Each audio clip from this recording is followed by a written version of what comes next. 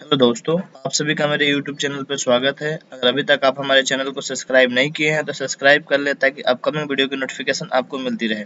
इस चैनल के माध्यम से जो बिहार विशेष सर्वेक्षण भूमि का चल रहा है, उससे जो भी अपडेट निकल के आ रहा है आप लोग को रूबरू कराया जा रहा है।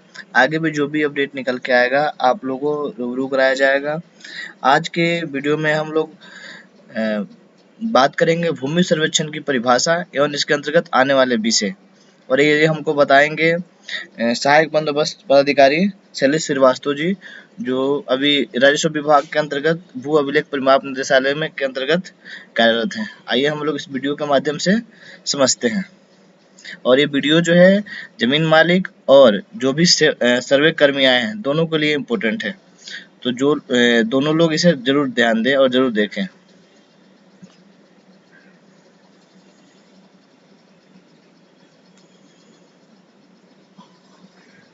आज का ये वीडियो लेक्चर तकनीकी मार्गदर्शिका के अध्याय 2 पर आधारित है। इस वीडियो लेक्चर में आप सभी मित्रों का स्वागत है। मैं आपका अपना परिचय दे दूं। मैं श्री शैलेश कुमार श्रीवास्तव, सहायक बंदोबस्त पदाधिकारी, भू अभिलेख परिमाप निदेशालय में पदस्थापित हूँ। अध्याय 2 भूमि सर्वेक्षण की परिभाषा एवं इसके अंतर्गत आने वाले विषय पर आधारित है। इस अध्याय में 10 कंडिका है। पहला कंडिका विशेष सर्वेक्षण अंतर्गत मानचित्र निर्माण का संदर्भ पृष्ठभूमि प्रयुक्त तकनीक। दूसरा भूमि सर्वेक्षण का अर्थ। तीसरा भू सर्वेक्षण का उद्देश्य एवं विषय। चौथा परंपरागत भू सर्वेक्षण के विषय एवं कार्यवाही तथा विशेष सर्वेक्षण का प्रावधान। पांचवा भू सर्वेक्षण कराए जाने का कारण। छठा भू सर्वेक्षण के प्रक्रम। सातवां भू सर्वेक्षण की इकाई राजस्व ग्राम। आठवां हवाई सर्वेक्षण के पूर्व की भू सर्वेक्षण पद्धति। 9 भू सर्वेक्षण के अंतर्गत मुख्य तकनीकी शब्दों का अर्थ। 10 भू सर्वेक्षण हेतु बिहार की भौगोलिक एवं प्रशासनिक संरचनाओं का विवरण। मैं अध्याय 2 के इसी निम्न कंडिकाओं पर क्रमवार चर्चा करूंगा। पहला कंडिका है बिहार विशेष सर्वेक्षण अंतर्गत मानचित्र निर्माण का संदर्भ पृष्ठभूमि प्रयुक्त तकनीक।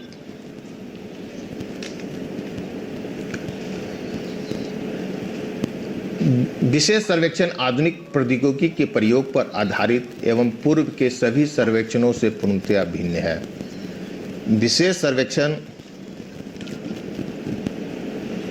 ये विशेष सर्वेक्षण आधुनिक प्रौद्योगिकी के प्रयोग पर आधारित है और पूर्व के सभी सर्वेक्षणों से पूर्णतः भिन्न है। क्योंकि पूर्व में हमारा जो सर्वेक्षण हुआ था वो चेन मिलेगा देखने को, जरीब होता था। चेन को ही जरीब भी कहा जाता था। उसमें गुनिया, प्रकाल इन के प्रयोग कर मानचित्र का निर्माण किया गया था। और आज जो नक्शा हमारे हवाई एरियल एजेंसी के द्वारा एयरक्राफ्ट को फ्लाइंग कर नक्शा का निर्माण किया गया, मानचित्र का निर्माण किया गया। उस फ्लाइंग करने के बाद हमारा प्लेन वो ऑर्थो इमेज लिया, उसका सत्यापन हुआ। सत्यापन कर वो आधुनिक तरीके से हमारे जो हवाई एजेंसी हैं वो नक्शा तैयार किए और वो नक्शा मुझे दिए, और इसी नक्शे के माध्यम से हम सर्वेक्षण का कार्य करेंगे और कर रहे हैं। हमारे राज्य में 3 एजेंसियां हैं। IIC एजेंसी हैं, दूसरा है GIS कंसोर्टियम है, तीसरा ILFS है। ये इन कंपनियों के माध्यम से हमारा मानचित्र तैयार हुआ है। जो पूर्व के सर्वेक्षण में मानचित्र तैयार करने का तरीका था उससे पूर्णतः भिन्न है। दूसरा, कृषि भूमि का सर्वेक्षण, कृषि भूमि का प्रथम सर्वेक्षण पहली बार 19वीं सदी के अंतिम वर्षों में कैडेस्ट्रल सर्वेक्षण के रूप में हुआ। कैडेस्ट्रल सर्वे कि 1888 में शुरू किया गया और 1921-25 तक समाप्त किया गया, कहीं कहीं किया गया। इसी सर्वे होने से सर्वे के वास्तविक ज्ञान हो सका। उसके पहले कैडेस्ट्रल सर्वे के पहले हमारे राज्य में थाकवत सर्वे हुआ था, जो 1761 से हुआ था, से शुरू होकर 1793 के पूर्व ही समाप्त हुआ। जो पूर्व में आपको बताया कि जब ईस्ट इंडिया कंपनी को दीवानी प्राप्त हुई थी और भू लगान वसूली करना था, तो उस वक्त खेतों को आकार का नजरी नक्शा बनाया और उसी नक्शे प्रत्येक लाइन जो बना था वो लग्गा और लंबाई चौड़ाई और अस्थाई जो कब्जादार थे उसी पर बनाकर अपना लगान वसूली का तरीका अपनाया था। उसे ही और उसी सर्वे को थाकवत सर्वे भी कहा गया। उसके बाद रेवेन्यू सर्वे हुई 1842 से लेकर 1846 तक रेवेन्यू सर्वे भी हुई, मगर वो पूरी तरह से पूरे राज्य में नहीं हुआ। बहुत अच्छे तरीके से कैडेस्ट्रल सर्वे किया गया और उसी कैडेस्ट्रल सर्वे के आधार पर जो हमारे राज्य में कैडेस्ट्रल सर्वेक्षण का अधिकार अभिलेख अभी लागू है, जिस पर हमारे पूरे राज्य में कार्य हो रही है। कुछ जिलों में रिविजनल सर्वे भी उसके पश्चात किया गया। सिर्फ कैडेस्ट्रल सर्वे का रिवीजन के रूप में किया गया। जमींदारी उन्मूलन के पश्चात रैयतों के स्वामित्व एवं भूखंडों की भौगोलिक स्थिति में परिवर्तनों के अनुसार रिविजनल सर्वे हुआ, जो आपको पता है कि सिर्फ रिवीजन कर एक तैयार किया गया। वो रिवीजन ब्लूप्रिंट पर आधारित था और उसी पर रिविजनल सर्वे के अनुसार खतियान का निर्माण किया गया। जैसे उदाहरण के तौर पर बताना चाहेंगे कि भोजपुर, बक्सर, कैमूर, अन्य जिलों में, पूर्णिया, तिरहुत कमिश्नरी जो मुजफ्फरपुर है उसके अंतर्गत भी अन्य जिलों में रिविजनल सर्वे का काम हुआ है। रिविजनल सर्वे वास्तव में न होकर विगत सर्वे अर्थात कैडेस्ट्रल सर्वे का पुनरीक्षण एवं बीटी एक्ट 1885 की धारा 101 से 115 ए तथा सर्वे एवं सेटलमेंट मैनुअल 1959 से निर्देशित था। पांचवा, बिहार काश्तकारी अधिनियम की धारा 101 से 115 ए तक के प्रावधानों को रिपील कर बिहार विशेष सर्वेक्षण वन बंदोबस्त अधिनियम एवं नियमावली में निहित प्रावधानों के आलोक में बिहार सर्वेक्षण की प्रक्रिया अपनाई गई है। इसी अधिनियम के तहत अभी हम लोग सर्वेक्षण का कार्य करेंगे। पूर्व के सर्वेक्षणों से भूमि माप से संबंधित कर्मियों यथा अमीन, सर्वे निरीक्षक, चैनमैन, सहायक बंदोबस्त पदाधिकारी की प्रधानता थी पूर्व के सर्वेक्षण में, जबकि विशेष सर्वेक्षण में यह कार्य निजी हवाई एजेंसी के माध्यम से पूर्व में मानचित्र की शुद्धता और मानचित्र निर्माण में संलग्न मानव बल के ज्ञान का स्तर पर निर्भर है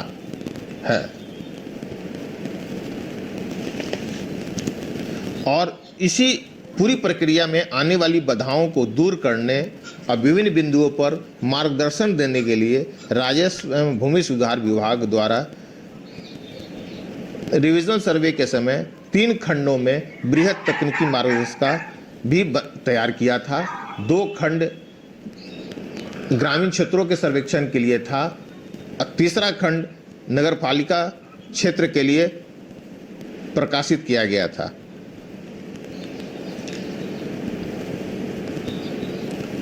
और वर्तमान सर्वेक्षण में प्रयुक्त आधुनिक प्रौद्योगिकी की विशेषताएं हैं। आधुनिक साधनों जैसे हवाई जहाज, कैमरा, कंप्यूटर, ETS, DGPS का उपयोग किया गया है।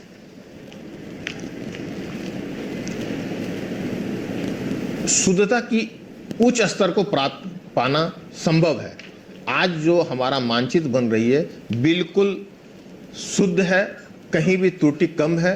उसमें अधिक से अधिकतम 20 सेंटीमीटर का ही माना गया है। दो जो पुराने मानचित्र से नए मानचित्र जो बना विशेष सर्वेक्षण के लिए 20 सेंटीमीटर का ही इसमें छूट दिया गया है। अब बिल्कुल शुद्ध है। मानचित्रों एवं अधिकार अभिलेखों का संरक्षण, प्रकाशन, संशोधन एवं अद्यतीकरण, सरल एवं भू अधिकार अभिलेखों के साथ खेसरा मानचित्रों का समन्वय संभव। GIS आधारित सेवा प्राप्त करना सुगम।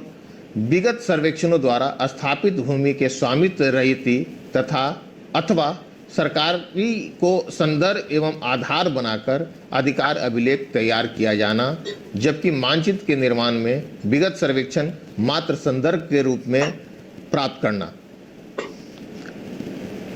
अभी जो हम सर्वेक्षण करेंगे उसमें जो भूमि के स्वामित्व और सरकारी भूमि है उसको ध्यान में रखकर अधिकार अभिलेख तैयार करेंगे।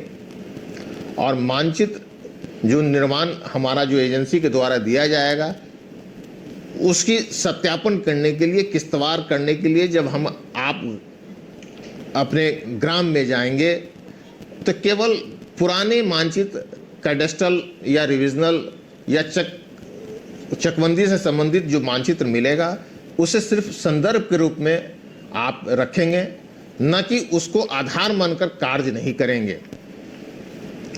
प्रारंभिक आर्थो मानचित्र में रैयतों के खेतों की प्रतिकृति को वास्तविक स्थल सर्वेक्षण कर खेसरों में परिवर्तित करना। यदि किसी रैयत के स्वामित्व वाले अनेक भूखंड खेतों में विभक्त हो तो उन्हें मिलाकर एक खेसरा बनाना। यदि मान लीजिए कि एक रैयत है, उन सटे हुए कई पॉलीगोन हैं, कई खेत हैं, जब किस्तवार करने के क्रम में हमारे अमीन जाएंगे और उसकी जो सत्यापन करेंगे, अगर उनके पास जो कागजात होगा उससे पता चल जाएगा कि एक ही व्यक्ति का स्वामित्व का सभी पॉलीगोन है, तो उसे एक खेसरा का, उसको मिलाकर एक खेसरा का निर्माण करेंगे। साथ ही भौगोलिक रूप से अवस्थित अलग अलग खेतों को अलग अलग खेसरा नंबर देना है। अगर भौगोलिक रूप से अलग अलग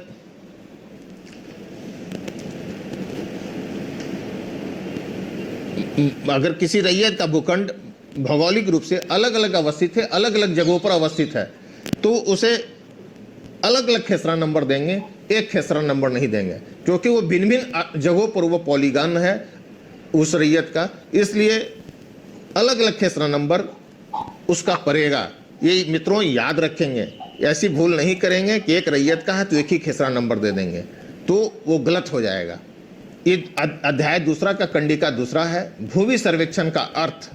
ये भूमि सर्वेक्षण का अर्थ के बारे में बताना चाह रहे हैं। भूमि सर्वेक्षण एवं बंदोबस्त एक विस्तृत एवं संपूर्ण प्रक्रिया है जिसके अंतर्गत रैयत अविधारी द्वारा धारित भूमि का सर्वेक्षण करने के साथ सरकारी भू लगान निर्धारित किया जाना, तो साथ ही अन्य भूमि के किस्म का सर्वेक्षण कर उसके प्रकृति को सुनिश्चित करते हुए अभिलेखीकृत किया जाता है। भूमि सर्वेक्षण एवं बंदोबस्ती एक ऐसी व्यवस्था है जिसके माध्यम से किसी रैयत किसी जोत की भूमि, धारित भूमि की सीमा निश्चित कर उसका रकबा एवं या क्षेत्रफल निकालकर उससे समझौता संबंधित कागजात जो मिलेगा उस विलेख को तैयार किया जाता है उससे, तथा विहित प्रक्रिया के अनुसार उक्त जोत भूमि का भू लगान निर्धारित किया जाता है। वास्तव में भूमि के सर्वेक्षण एवं बंदोबस्त का व्यापक स्वरूप है। सर्वेक्षण वह कला है, आपको बताना चाहेंगे मित्रों, तो सर्वेक्षण जो है आप जो करने जा रहे हैं वो एक कला है। वह कला जिससे भूपृष्ठ, भूगर्भ या आकाश में स्थित बिंदुओं की सापेक्ष उनके बीच की दूरी, दिशा या उच्चता माप कर ज्ञात की जाती है। इसके पहले से ज्ञात कोणीय और रेखीय मापों द्वारा बिंदुओं को संस्थापित भी किया जा सकता है। सर्वेक्षण का मुख्य उद्देश्य खाका विन्यास या मानचित्र बनाना है, जिससे कि उस क्षेत्र का क्षैतिज समतल निरूपण किया जा सके। और खाका विन्यास क्षेत्र का क्षैतिज प्रक्षेप है, बिंदुओं के बीच क्षैतिज दूरी को बताता है। अब बिंदुओं को अपेक्षित उच्चता समोच्च रेखाक्षण या किसी अन्य तरीके से बताई जाती है। और ये पूर्व में भी बिहार काश्तकारी अधिनियम 1885 में भी सर्वेक्षण का प्रावधान था। अब आइए कंडिका 3 पर हम चर्चा करते हैं। भूमि सर्वेक्षण का उद्देश्य एवं विषय। वर्तमान भौगोलिक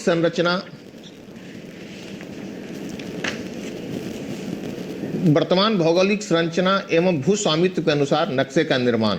वर्तमान जो भौगोलिक संरचना और भू स्वामित्व के अनुसार नक्शे का निर्माण, जब आप बंदोबस्त कार्यालय से मानचित्र लेंगे और किश्तवाड़ करने के लिए संबंधित जो आपको गांव शिविर में आवंटित किया जाएगा, उस ग्राम में जाकर किश्तवाड़ की प्रक्रिया जब करेंगे, उसी स्थिति में हम जो वर्तमान वहाँ जो भौगोलिक संरचना है उसके अनुसार नक्शा का सत्यापन करेंगे। हाँ, और पहले सर्वप्रथम हम उस गांव के जो सीमा रेखा है, ग्राम के जो सीमा रेखा है, उसकी चारों तरफ घूमकर उस सीमा रेखा से हम परिचित हो लेंगे और हमारा जो विशेष सर्वेक्षण मानचित्र जो मिलेगा उससे मिलान करेंगे। आवश्यकता होगी तो एजेंसी के प्रतिनिधि के साथ भी ले लेंगे। उनके ETS के माध्यम से हम ग्राम सीमा का सत्यापन करेंगे और जो वर्तमान में होगा उसी के ही अनुसार विशेष सर्वेक्षण मानचित्र का सत्यापन करेंगे। और उसी के आधार और साथ ही ये ध्यान रखेंगे कि रैयतों के पास जो भूमि से संबंधित जो वैधानिक जो कागजात होगी, वैधिक कागजात होगी, उसके अनुसार भू स्वामित्व के अनुसार नक्शे का निर्माण करेंगे। इन निर्माण की प्रक्रिया को ही धरातल पर की जो पॉलीगॉन है वो जो के अनुसार हम मानचित्र का सत्यापन कर और पूरी किश्तवाड़ की प्रक्रिया को हम करते हैं। अब आइए दूसरा, अद्यतन रूप से भू स्वामित्व के आधार पर अधिकार अभिलेख का निर्माण। जब हम किश्तवाड़ कर लेते हैं निर्माण, आज रैयतों में भू मालिकों की भूमि पर उनके अधिकारों दायित्वों को स्पष्ट करना। जब हम किश्तवाड़ कर लेते हैं तो हम नक्शा को अपनी एजेंसी को वापस कर देंगे और एजेंसी पुनः फिर वो जो किश्तवाड़ के क्रम में प्रत्येक खेसरा में हम एक जो नंबर भी हम डालेंगे, उस अनुसार एजेंसी एक नक्शा सुधार करके प्रत्येक शिविर प्रभारी को देंगे और पुनः फिर शिविर प्रभारी से संबंधित अमीन, विशेष सर्वेक्षण अमीन या अमीन को मिलेगा। उसके अनुसार हम खानापुरी का कार्य करते हैं। इसी क्रम में पुराने वाले अधिकार अभिलेख के आधार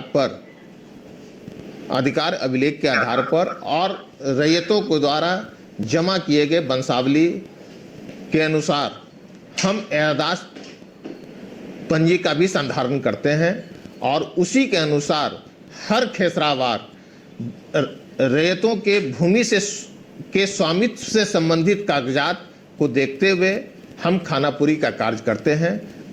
उसी के आधार पर प्रपत्र 6 का भी निर्माण करते हैं और हम रैयतों को उनके भू मालिकों के भूमि से संबंधित उनके अधिकार और दायित्व का संधारण करते हैं। तीसरा, भू लगान की विधि निरूप अनुमोदित विवरणी के आधार पर भू लगान भुगतान करने से संबंधित उत्तरदायी भूस्वामी या रैयत के नाम से अंकन तथा उनके कर्तव्य का निर्धारण किया जाना। जब खानापुरी प्रपत्र 6 का कार्य समाप्त हो जाता है, उसी के आधार पर प्रपत्र 7 का निर्माण होता है और हमारे एजेंसी एलपीएम भी तैयार करते हैं। प्रत्येक रैयत को प्रपत्र 7 और एलपीएम के साथ प्रत्येक रैयत को उपलब्ध कराया जाता है। प्रत्येक रैयत अपने कागजातों के आधार पर उस प्रपत्र 7 और एलपीएम का मिलान करते हैं। अगर वो उनको किसी प्रकार की वो त्रुटि पाते हैं तो लिखित रूप से प्रपत्र 8 में आपत्ति संबंधित शिविर में देते हैं और वहाँ एक पंजी होती है। प्रपत्र 10 में एक पंजी का संधारण संबंधित शिविर में जो पदस्थापित लिपिक होते हैं करते हैं और प्रत्येक रैयत को प्रत्येक आपत्ति के बदले में पावती भी देते हैं और पावती देते हैं और प्रत्येक रैयत रखते हैं। और मैं बता दूं, उसी के आधार पर प्रत्येक शिविर में कानूनों का पदस्थापन होता है। प्रपत्र 8 में प्राप्त आपत्तियों का या वादों का निष्पादन कानूनों के द्वारा किया और तत्पश्चात प्रारूप प्रकाशन किया जाता है, जो आगे आपको बताया जाएगा अगले वीडियो लेक्चर में कि कैसे वो किया जाता है। विस्तृत रूप से मैं संक्षिप्त रूप से मैं बता देता हूँ। उस प्रारूप प्रकाशन के पश्चात जो आपत्ति आती है उसे सहायक बंदोबस्त पदाधिकारी के स्तर पर निष्पादन किया जाता है और सहायक बंदोबस्त पदाधिकारी के निष्पादन के बाद अंतिम अधिकार अभिलेख का प्रकाशन समाहर्ता सह बंदोबस्त पदाधिकारी के हस्ताक्षर से किया जाता है। बंदोबस्त पदाधिकारी जो हमारे जिला के हेड होते हैं और अंतिम अधिकार अभिलेख का प्रकाशन होता है। उसमें भी जो आपत्ति आती है उस भूमि सुधार उप समाहर्ता स्तर के पदाधिकारी उस आपत्ति का निष्पादन करते हैं। उनके निष्पादन के क्रम में ही हम आप जो अभी आपको कंडिका बताए भू लगान की विधि अनुरूप अनुमोदित विवरणी के आधार तो अंतिम प्रकाशन के बाद प्रत्येक भूमि के किस्म के आधार पर लगान का निर्धारण होता है जो इस बिंदु से संबंधित है। यहाँ पर हम भू लगान का विधि के अनुसार प्रत्येक खेसरावार लगान का निर्धारण करते हैं और प्रकाशन करते हैं। कंडिका है आपका अध्याय 2 का चौथा कंडिका है परंपरागत भू सर्वेक्षण के विषय एवं कार्यवाही तथा विशेष सर्वेक्षण का प्रावधान।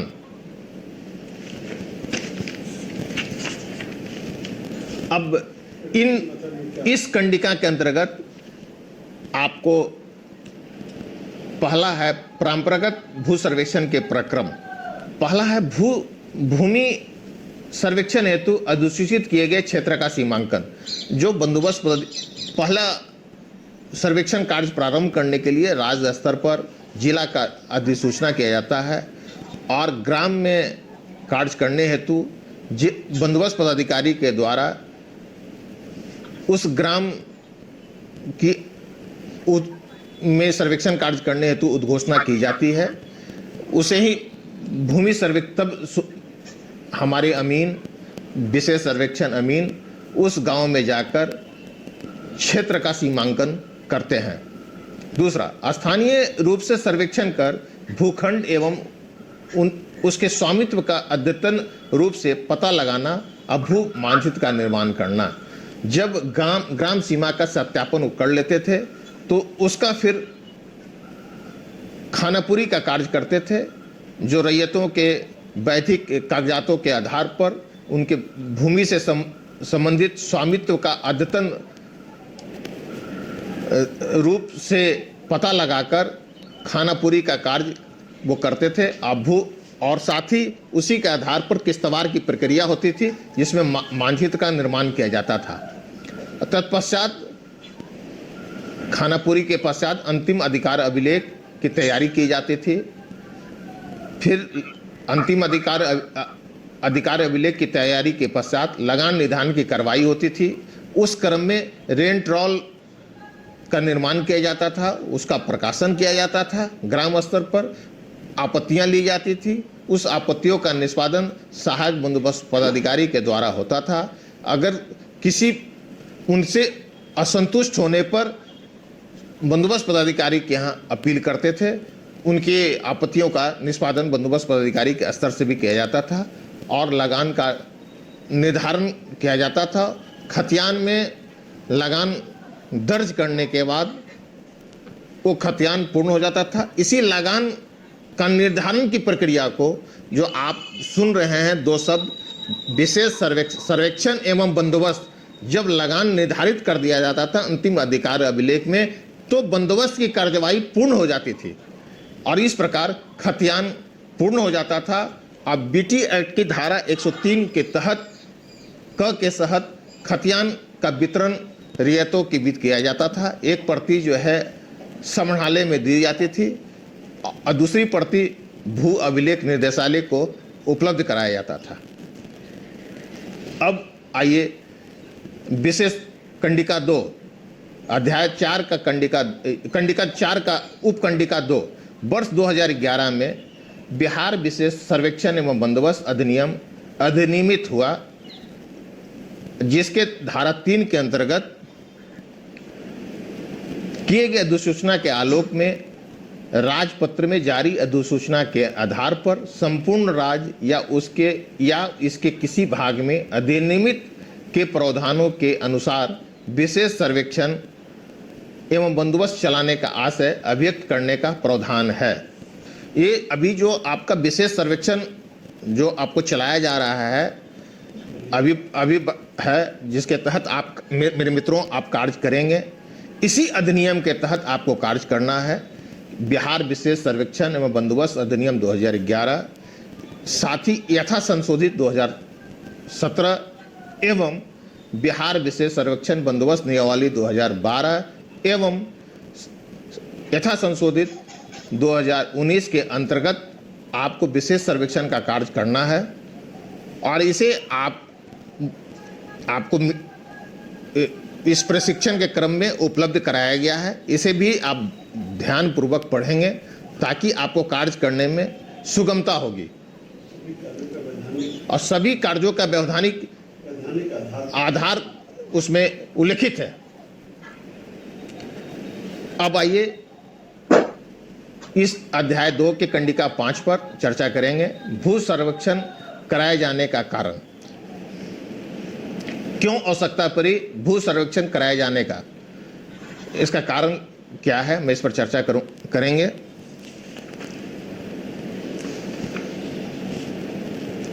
पहला, पूर्व में किए गए सर्वेक्षण को संपन्न हुए एक लंबा अंतराल। हाँ, दूसरा है अधिकार अभिलेख एवं नक्शा अधिक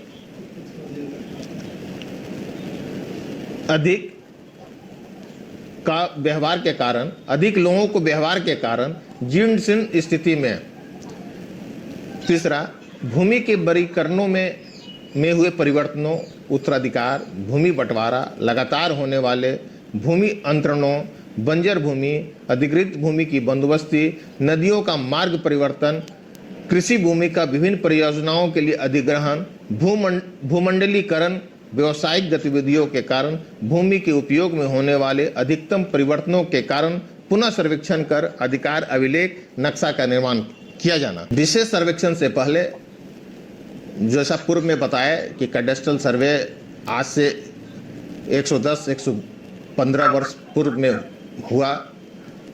कैडेस्ट्रल सर्वे होने के पश्चात हमारा काफ़ी परिवर्तन हुआ। वो खतियान पुराने होने के चलते आज अनुपलब्ध भी है और जीर्ण शीर्ण है, उसे अद्यतन करना आवश्यक था और इसीलिए पहला कारण है कि विशेष सर्वेक्षण लाया गया। जिस कारण तत्कालीन समय के दौरान भू स्वामित्व की प्रविष्टियाँ पुरानी हो चुकी थी। कई विधिक कारणों से उसे परिवर्तनों की प्रविष्टि की आवश्यकता होती है। इन कारणों से भी जरूरत था। दूसरा, अधिकार अभिलेख एवं नक्शा अधिक लोक व्यवहार के कारण जीर्ण शीर्ण स्थिति में होते जाते हैं। जो हमारा मानचित्र या अधिकार अभिलेख था, अधिक आवश्यकता के अनुसार उसको जब किया गया प्रयोग तो जीर्णशीर्ण हो गया, पुराना हो गया, उसकी इसलिए भी आवश्यकता पड़ी विशेष सर्वेक्षण कराने का। तीसरा ये बिंदु थी कि हमारा 19 जो कैडेस्ट्रल सर्वे था, उसके बाद जो खेसरा बना था कैडेस्ट्रल सर्वे के समय, उसमें बहुत ज़्यादा वर्गीकरण हुआ। बहुत सी ज़मीन हमारा खरीद बिक्री हुई। खरीद बिक्री होने से, जो बिक्री होने से वो खेसरा कई भागों में विभक्त हो गए।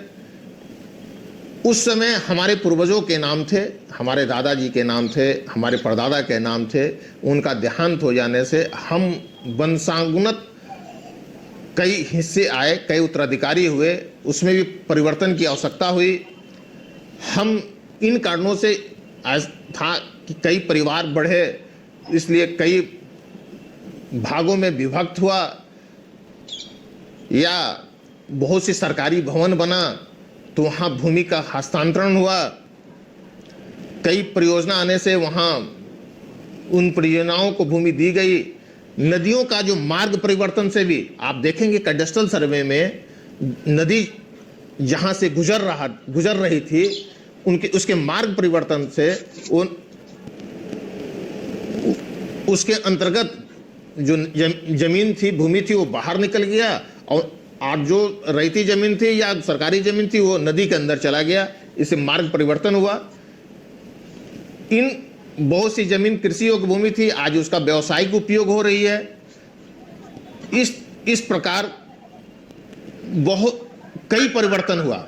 तो ऐसी स्थिति में पुनः सर्वेक्षण कराना आवश्यक महसूस हुआ। मानचित्र में काफ़ी परिवर्तन हो गए थे।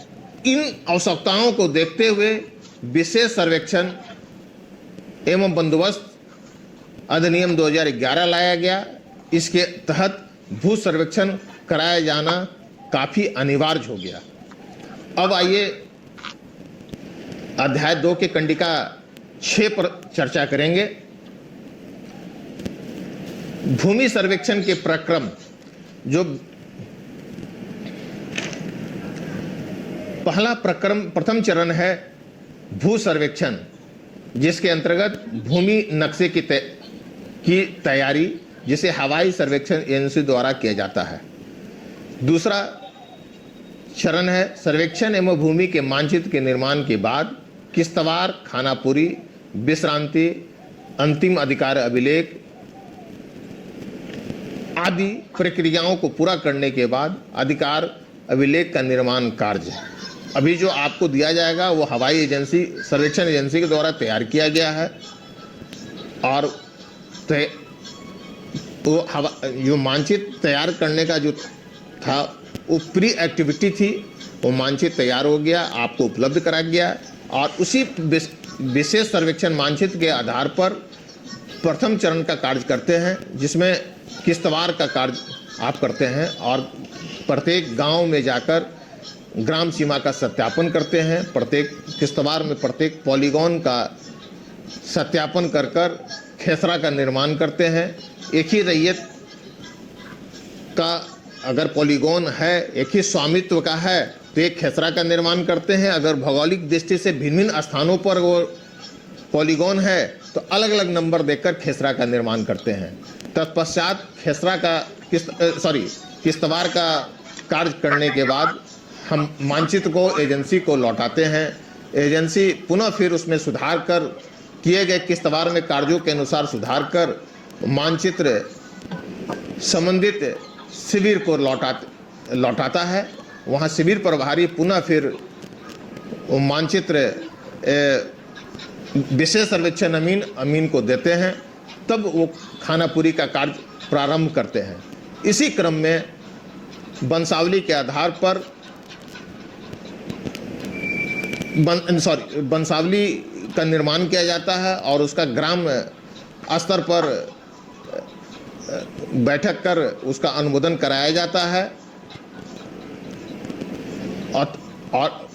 और उसका उपयोग खानापुरी के क्रम में हम करते हैं। अंतिम अधिकार अभिलेख जो हमारे पूर्वजों के नाम पर, ये अधिकार अभिलेख में जो रैयत थे उनके आज वंशज के नाम पर है, तो वो वंशावली के आधार पर खानापुरी का कार्य किया जाता है। उसी खानापुरी के क्रम में यादाश्त पंजी का भी संधारण किया जाता है और प्रपत्र 6 जो खेसरा पंजी है, खेसरा पंजी का निर्माण किया जाता है।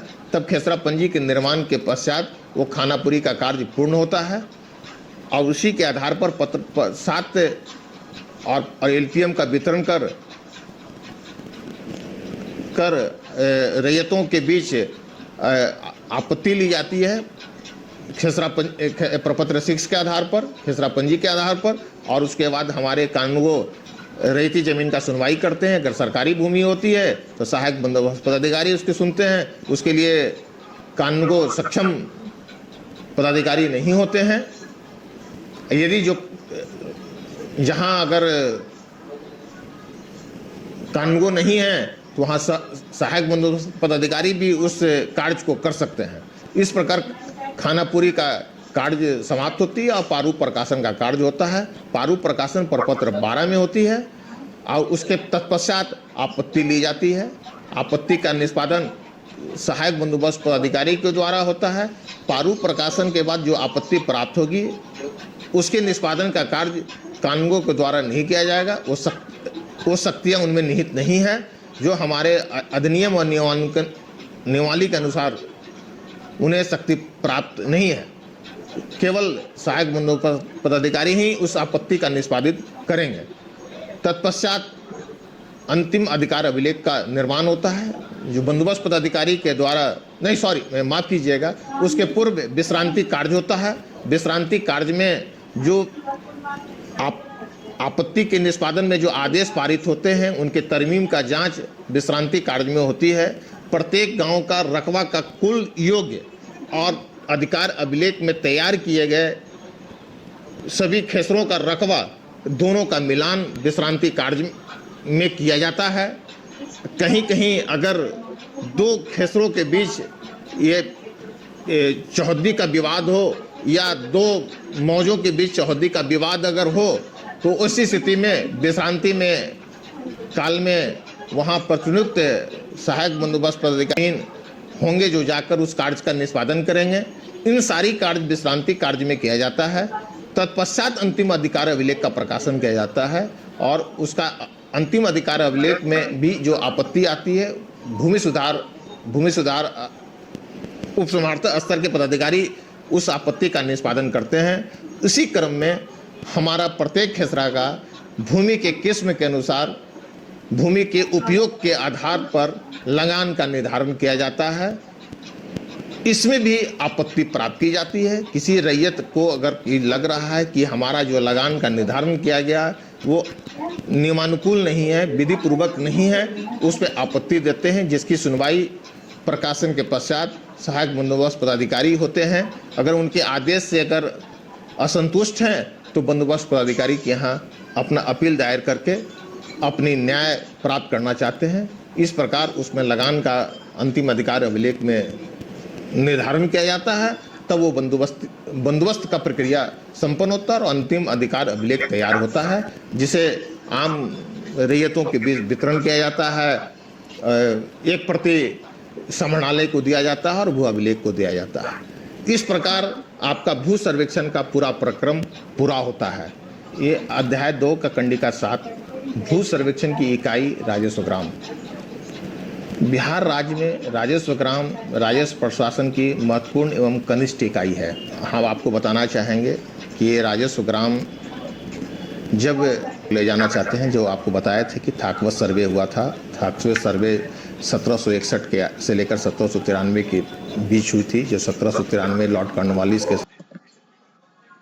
लाया गया था। सिर्फ एक गांव का एक सीमांकन कर दिया गया था, एक घेर दिया गया था, एक लाइन खींच दिया गया था, उसे थाना नंबर दिया गया था। उसके बाद कालांतर में रेवेन्यू सर्वे हुआ, मगर रेवेन्यू सर्वे पूरी तरह से पूर्ण रूप से लागू नहीं हुई। उसी थाकवत सर्वे में जो लाइन सीमा रेखा खींचा गया, जो ग्राम का एक सीमा रेखा खींचकर एक ग्राम इकाई रूप बनाया गया, उसे ही मानकर कैडेस्ट्रल सर्वे किया गया। वो एक हमारे राजस्व प्रशासन का वो राजस्व ग्राम है और उसका एक थाना नंबर होता है जो यूनिक नंबर होता है। और इसी राजस्व ग्राम को मिलाकर एक अंचल का निर्माण होता है, जिस अंचल में अंचल अधिकारी होते हैं और कई राजस्व ग्राम को मिलाकर एक हल्का होता है जिसके प्रभारी राजस्व कर्मचारी होते हैं। आपको जब शिविर का संचालन करेंगे, शिविर में कार्यरत रहेंगे, आवश्यकता होगी तो उसी राजस्व ग्राम की इकाई के जो प्रभारी राजस्व कर्मचारी होते हैं, पुराने अधिकार अभिलेख या जो कैडेस्ट्रल सर्वे का हो, डिविजनल सर्वे का हो या चकबंदी से संबंधित हो, उनके पास है। और सरकारी भूमि से संबंधित या अन्य राजस्व कागजात होते हैं जिससे आप मिलकर प्राप्त करेंगे। और हमारा निर्देशालय भी उन्हें निर्देश दे चुके हैं कि आप आवश्यक कागजात जो संबंधित है सभी शिविर को उपलब्ध कराएं। सभी अमीन जो हैं को कार्य करने में सुविधा होगी, इसलिए दिया गया। तो वही राजस्व ग्राम जो है राजस्व प्रशासन का महत्वपूर्ण एवं कनिष्ठ इकाई है, सबसे छोटा इकाई है। नेक्स्ट चलते हैं इस अध्याय की कंडिका 8 पर, हवाई सर्वेक्षण के पूर्व सर्वेक्षण पद्धति। अब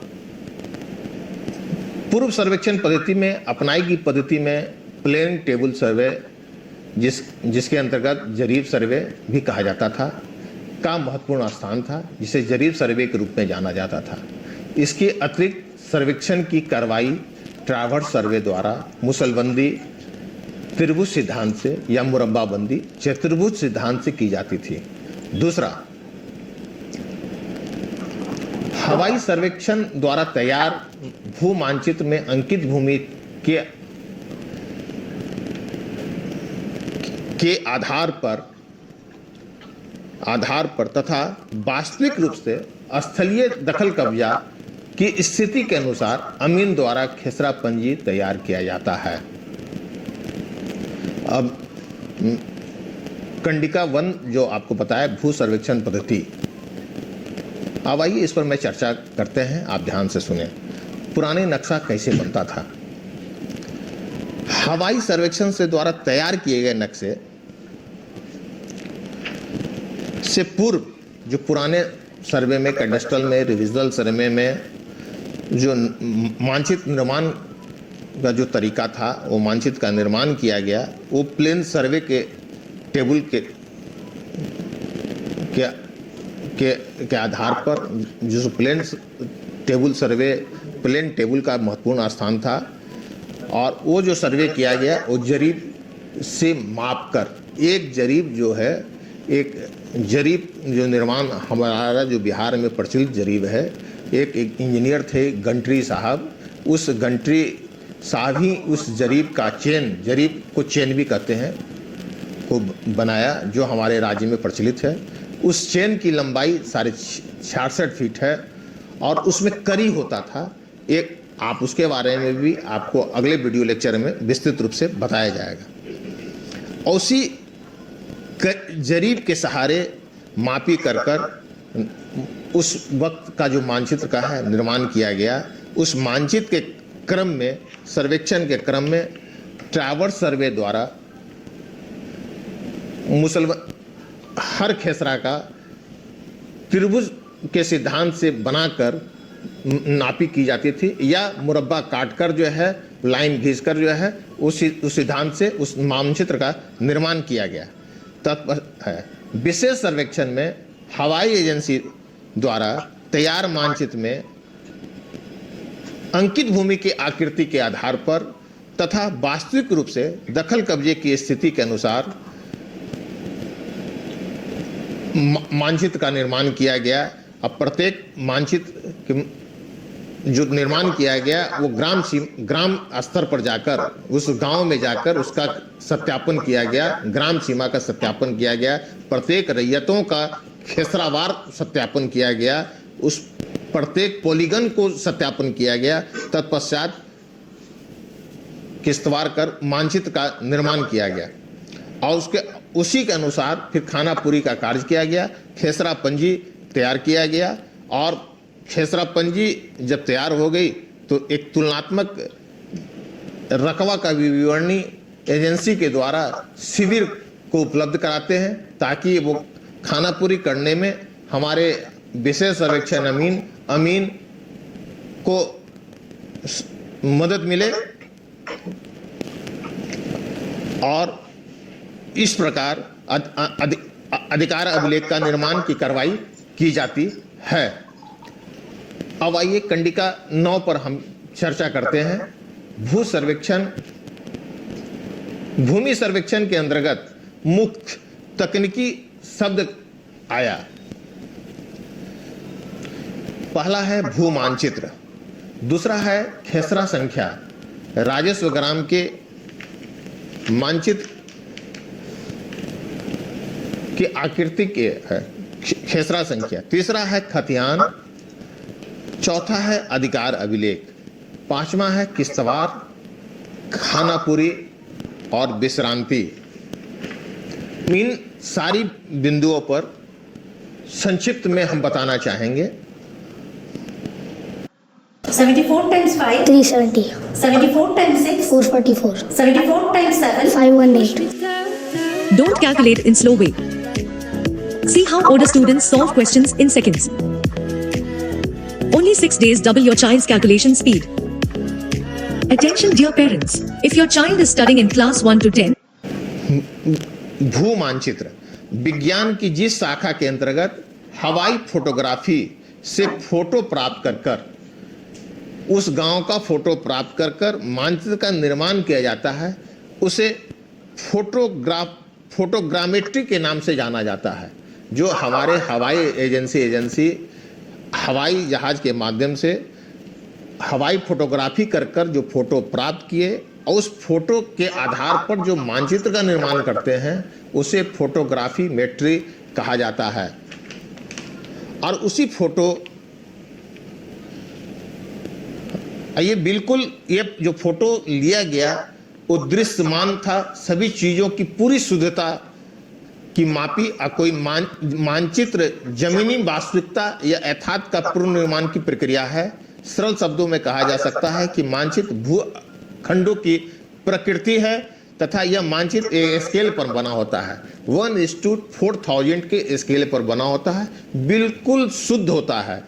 जो हमारे धरातल पर प्रत्येक भूखंड की प्रकृति होती है वही फोटो हवाई एजेंसी के द्वारा लिया गया और तब मानचित्र का निर्माण किया गया। अब आइए खेसरा संख्या। बिहार विशेष सर्वेक्षण एवं बंदोबस्त अधिनियम 2011 की धारा 2 के अनुसार खेसरा से अभिप्रेत है मानचित्र के अनुसार क्रमानुसार संख्याकित भूखंडों की दखलकारों, रकबा तथा भूखंडवार वर्गीकरण दर्शाने वाले सूची।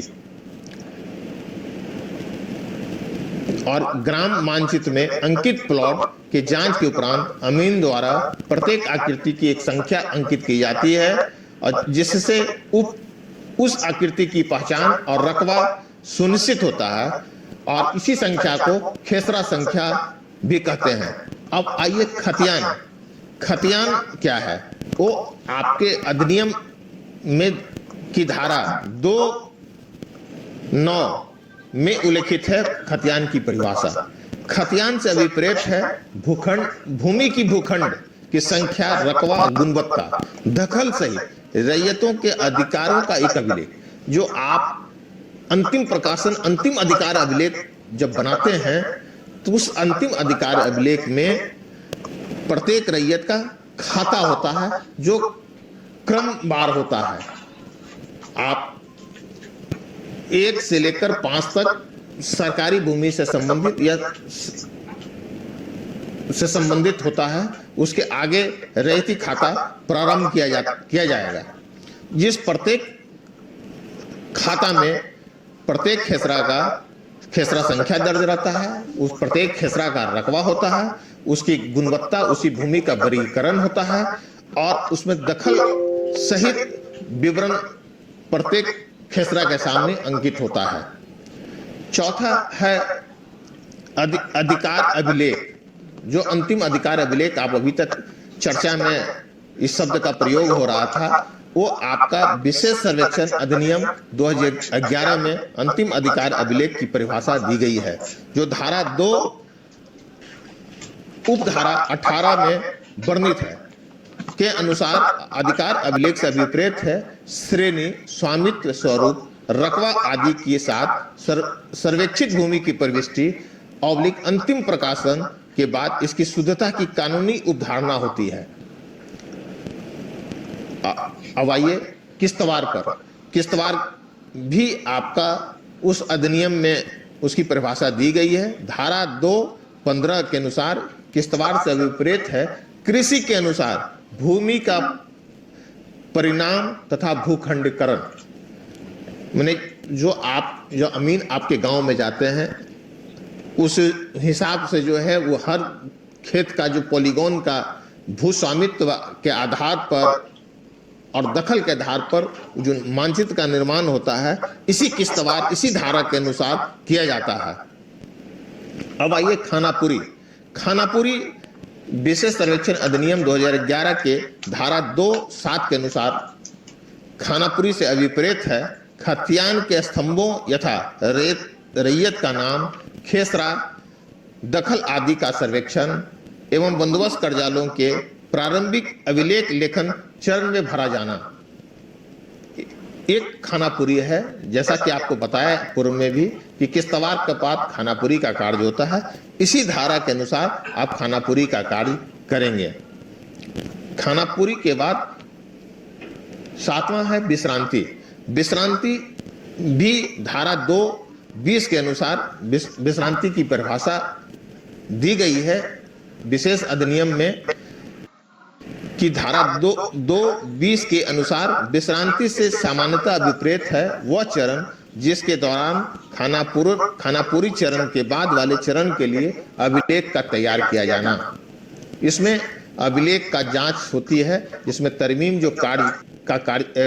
जो आपत्ति का निष्पादन के बाद जो आदेश पारित किया जाता है उसमें तरमीम का कार्य किया गया कि है कि नहीं, उसमें दर्ज किया गया है कि तरमीम और रकबा का मिलान किया जाता है।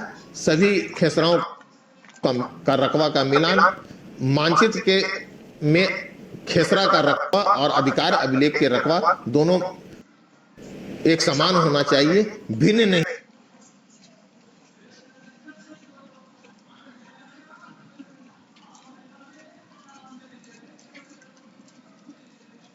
एक समान होना चाहिए, भिन्न नहीं होना चाहिए। इस अध्याय 2 के कंडिका 10 है भू सर्वेक्षण हेतु बिहार के भौगोलिक प्रशासनिक संरचनाओं का विवरण। अब आप जान लें कि पूरे बिहार में सर्वेक्षण का कार्य हो रही है, इसलिए थोड़ी जानकारी आवश्यक है। मैं आपको दे दूं कि पूरे राज्य बिहार का जो आप सर्वेक्षण करेंगे उसका क्षेत्रफल क्या है। बिहार का कुल क्षेत्रफल 94,163 वर्ग किलोमीटर है, जिसमें हमको सर्वेक्षण कार्य करना है। इस कार्य में आप लोगों का सहयोग अपेक्षित है, पूरी मुस्तैदी के साथ करें ताकि एक चुनौतीपूर्ण कार्य है, आपका सहयोग आवश्यक है। उस ग्रामीण पूरे बिहार का जो क्षेत्रफल का ग्रामीण क्षेत्र का क्षेत्रफल कुल 93,358 वर्ग किलोमीटर है। आप विशेष सर्वेक्षण अधिनियम के तहत प्रथम चरण में ग्रामीण क्षेत्रों का सर्वेक्षण कार्य करेंगे और पूरे बिहार में कुल जिलों की संख्या 38 है, कुछ प्रमंडलों की संख्या 9 है, कुल अनुमंडलों की संख्या 101 है, जहां अनुमंडल स्तर पर अनुमंडल पदाधिकारी एवं भूमि सुधार उपसमहर्ता पदस्थापित होते हैं और कुल अंचलों की संख्या 534 है। इसी अंचलों में अंचल अधिकारी पदस्थापित होते हैं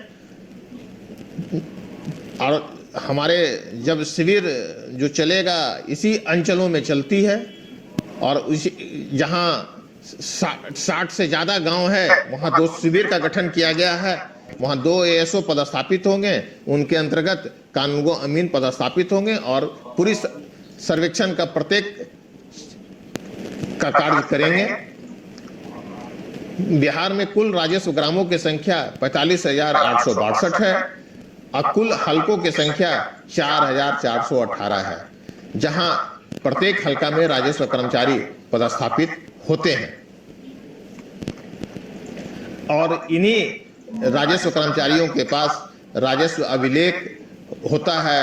उन जैसे अधिकार अभिलेख जिसे खतियान कहा जाता है, वो कैडेस्ट्रल सर्वे का खतियान होगा, रिविजनल सर्वे का होगा, चकबंदी खतियान होगा। उनके पास सरकारी भूमि जैसे गरमजरू आम, मालिक, कैसरे हिंद, आपके विभिन्न बंदोबस्ती से संबंधित पंजी, बिहार विशेषाधिकार से प्राप्त रैयतों की सूची, ये सारी चीजें इन्हीं के पास संरक्षित है और इन्हीं के माध्यम से आपको उपलब्ध कराया जाएगा, शिविर के प्रभारियों को उपलब्ध कराया जाएगा। वर्तमान में प्रथम चरण में बिहार सर्वेक्षण अधिनियम 2011 के तहत प्रथम चरण में हमारे बिहार सरकार इन 14 जिलों में सर्वप्रथम 14 जिलों में सर्वेक्षण का कार्य प्रारंभ कर रहे हैं। पहला जिला है बांका, दूसरा जमुई, तीसरा लखीसराय, चौथा मुंगेर, पांचवा नालंदा, छठा जहानाबाद, सातवां अरवल, आठवां शेखपुरा, नौवां शिवहर, 10वां सीतामढ़ी, 11वां पश्चिमी चंपारण, 12 सुपौल, 13 बेगूसराय, 14 किशनगंज। इन 14 जिलों में प्रथम चरण में सर्वेक्षण का कार्य प्रारंभ किया गया है। आप और नए जो अभी कर्मी अभी आ रहे हैं, विशेष सर्वेक्षण सहायक बंदोबस्त पदाधिकारी, विशेष सर्वेक्षण कानूनगो, विशेष सर्वेक्षण अमीन, IT असिस्टेंट जो शिविर में पदस्थापित होंगे और इस सर्वेक्षण कार्य करेंगे। इन जिलों में जो सर्वेक्षण कार्य होगा, एक समझ लीजिए एक लोक पर्व के जैसा है। काफी तन मन धन के साथ इस कार्य को करें, बुरी दिलचस्पी के साथ करें। एक चुनौतीपूर्ण कार्य है। यदि आप इस कार्य को करेंगे तो एक इतिहास में आपका नाम अंकित होगा। हमारा अधिकार अभिलेख, हमारा खतियान अपडेट हो जाएगा। अगर हमारा खतियान वर्तमान के अनुसार अगर अपडेट हो जाता है तो भूमि विवाद भी कम होगा। इसलिए आप सभी का सहयोग है।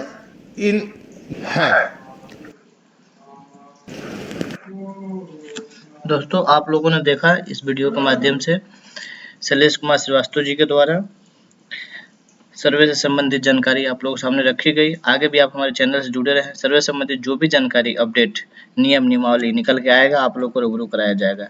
अगर अभी तक आप हमारे चैनल को सब्सक्राइब नहीं किए हैं तो सब्सक्राइब कर लेंगे ताकि सबसे पहले डिटेल आपको मिल सके। वीडियो पर बने रहने के लिए